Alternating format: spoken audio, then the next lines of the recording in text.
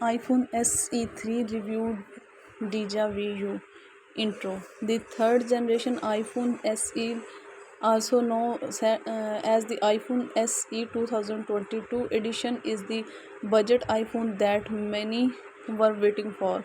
After all, it's been 2 years since the previous iPhone SE model launched, and this refresh felt long overdue. So, what has changed in those 2 years? First, let's be clear that the new iPhone SE looks just like the previous model, so it's the same classic iPhone with a button design from way back in 2014. This is a nostalgic as it gets. What is new is 5G connectivity to comply with latest network advancement and processor upgrade that will keep this phone relevant and up to date for years. But this enough? Let's talk a look. Table of contents. Design and display quality. The new iPhone SE looks and feels so similar to the previous iPhone SE that a few cases that we tired from the processor fit the new one perfectly. The screen is also practically identical, a 4.7-inch LCD display with big bezels on the top and bottom, and the design is slim and lightweight. And even after using an iPhone 13 mini, you notice how much thinner the third gen SE is in comparison. Apple hasn't compromised on the materials either. The SE third gen uses an aluminium frame and glass on both the front and the back, and even has IP67 water and dust protection certification. However, we also found this phone to be extremely slippery. The glossy glass and the thin profile are key factor for that.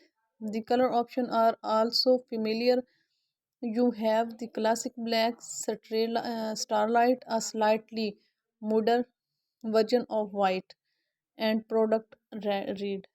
What's in the box? Apple no longer includes a charger in the box with flagship iPhone, and now the iPhone SE also joins that trend. What's cool is that you get a USB-C to lighting charging cable, while the previous generation and had the old USB A to lightning cable that wouldn't work with modern charger.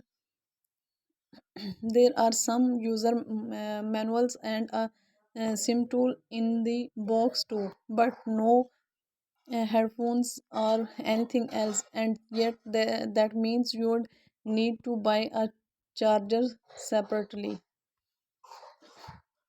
At the front, and other thing that has remained the same is the screen. This 4.7-inch screen size definitely feels too small, and in our opinion, this is the biggest compromise you have to make with the SE. Playing back videos, you get black bars and an even smaller picture. Playing games is not as rewarding on the smaller screen, and it's just difficult doing stuff on your phone. The screen also features the same 750p resolutions. You can definitely tell it's not quite as sharp as modern 1080p screens. Still, over bigger concern here is not the resolution, it's the OLED LCD tech that is used. Her never OLED screen features bright and vibrant color, while this LCD display suffers from the limitations of this older technology, as it doesn't have the same contrast. Black are not as deep, as you don't have the instantaneous response time as OLED.